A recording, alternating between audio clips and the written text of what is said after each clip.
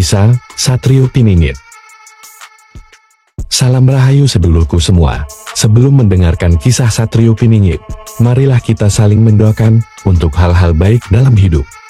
Semoga sedulurku semua terhibur dengan cerita yang telah disuguhkan. Jangan lupa untuk support channel ini. Anda boleh memberikan like, komentar, dan subscribe, juga berkomentar dengan bijak dan baik. Apabila kalian tidak suka, boleh berhenti untuk menonton. Terima kasih. Satrio Piningit dan perannya untuk rakyat Nusantara. Di sebuah zaman yang jauh, sebelum negeri ini disebut Indonesia, ada sebuah cerita tentang seorang pemuda bernama Satrio Piningit. Namanya tidak banyak dikenal di kalangan orang biasa.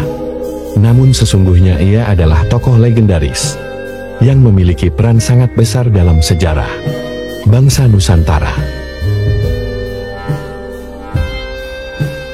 Cerita tentangnya berawal dari sebuah takdir yang jauh lebih besar dari apa yang dibayangkan banyak orang.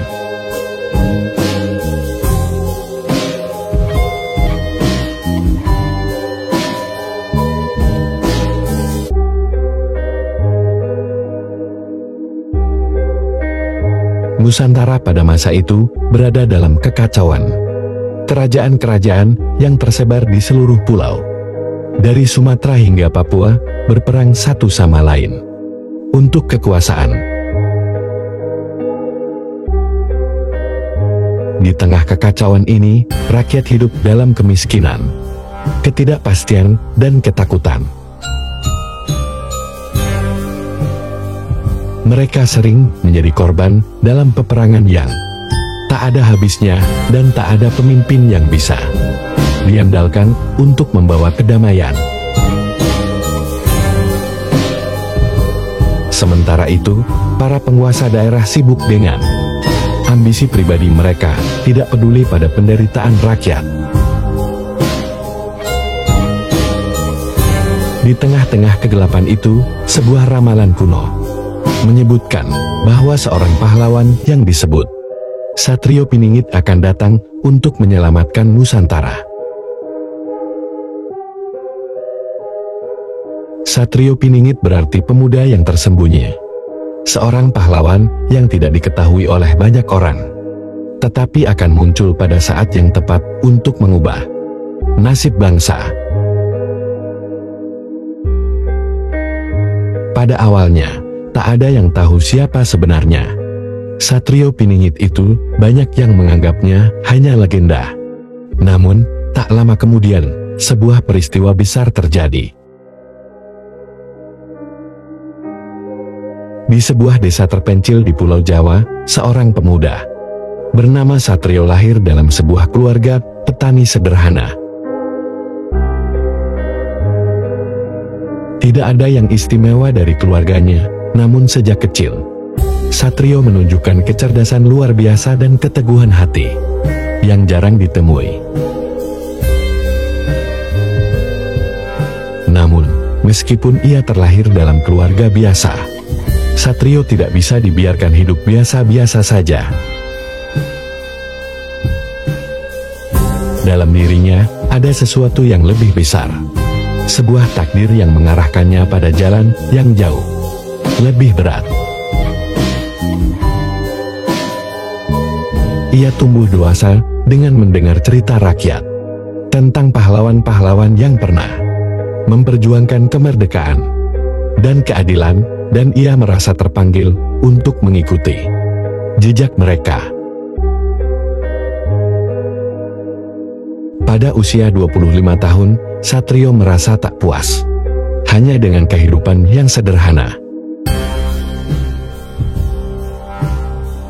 Di tengah kehidupan rakyat yang tertindas, ia merasa harus berbuat sesuatu. Dengan hati penuh tekad, ia meninggalkan desanya dan memulai perjalanan. Di sepanjang jalan, ia melihat penderitaan rakyat. Tanah yang subur, namun rakyatnya kelaparan. Laut yang luas, namun mereka tidak bisa berlayar bebas. hutan yang lebat, tetapi tak bisa dimanfaatkan karena dikuasai oleh para penguasa yang rakus. Namun, Satrio tidak langsung melawan kekuatan besar yang menindas. Ia tahu bahwa ia harus belajar lebih banyak, memahami lebih dalam tentang apa yang terjadi, dan membangun kekuatan yang bisa melawan ketidakadilan. Satrio mulai berkeliling ke berbagai daerah, bergaul dengan rakyat biasa. Ia belajar dari para petani, nelayan, dan buruh yang setiap hari berjuang untuk bertahan hidup. Ia mendengarkan keluhan mereka dan merasakan langsung kesulitan hidup yang mereka alami. Tanpa banyak diketahui, ia juga mulai mengorganisir mereka dalam kelompok-kelompok kecil yang saling membantu. Satrio mengajarkan mereka tentang solidaritas, tentang kekuatan bersama, dan bagaimana mereka bisa bangkit melawan para penguasa yang menindas mereka. Satrio pun memperkenalkan prinsip-prinsip kebebasan dan keadilan, bahwa hak-hak rakyat harus dihormati dan tidak boleh dikorbankan demi kepentingan segelintir orang. Dalam waktu yang tidak terlalu lama, kelompok-kelompok rakyat yang dipimpinnya mulai berkembang dan menjadi semakin kuat.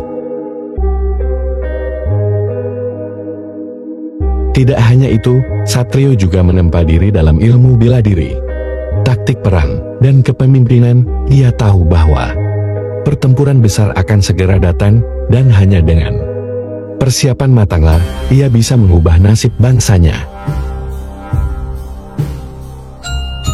Setelah bertahun-tahun berkeliling dan mengorganisir rakyat, akhirnya saat yang dinantikan tiba. Kerajaan-kerajaan yang saling bertikai semakin rapuh. Para penguasa yang tak peduli pada nasib rakyat mulai terpecah.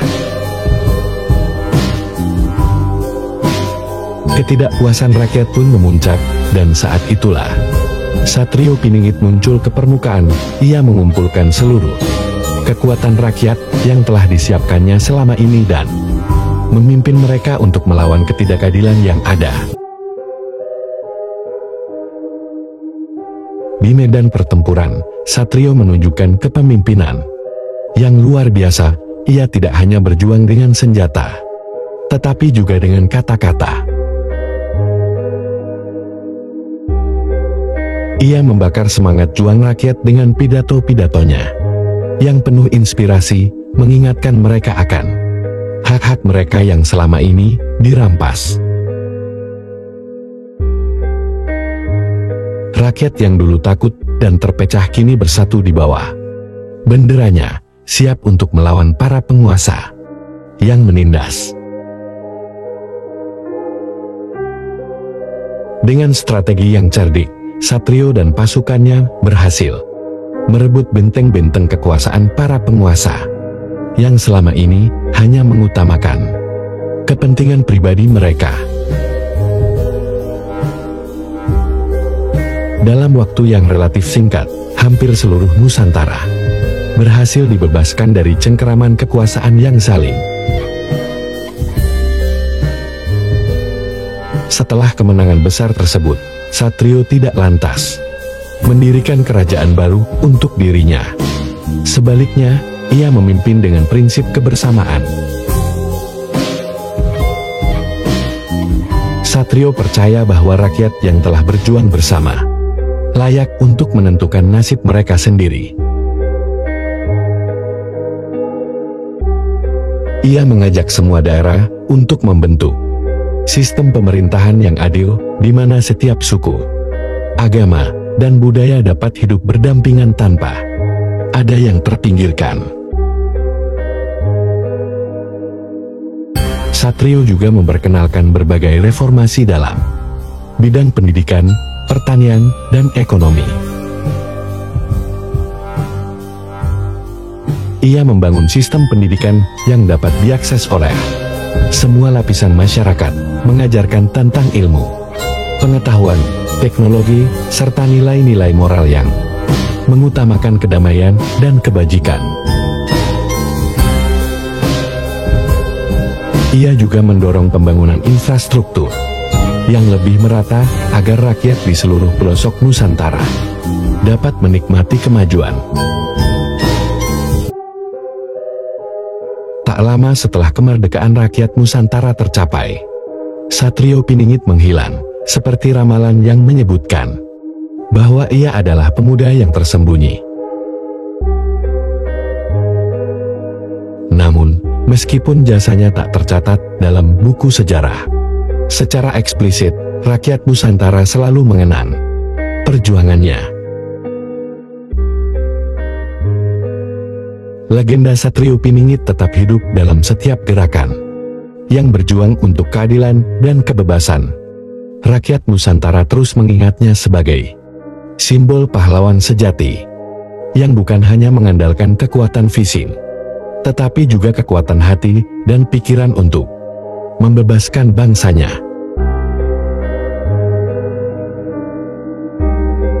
Hari ini, ketika kita melihat keragaman dan kedamaian di Nusantara, kita mengingat bahwa peran Satrio Piningit adalah cermin dari perjuangan yang tak pernah berakhir untuk menjaga hak-hak rakyat, keadilan, dan persatuan di negeri yang kaya akan budaya ini.